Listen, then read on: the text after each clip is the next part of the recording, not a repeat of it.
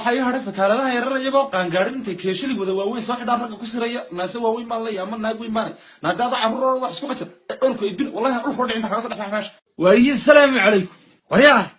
waru calaykum assalaam naca allah taala baleedahay ku yaale awal lacagtayda ka rabaa heeday lacagtayda aga qabil baa juntay warka ma ku dhameystirnaa hayaa bal wada dhaqsaday ma suu karee wariyaa dayraa waqtiyay aan dul bixinay anigaagii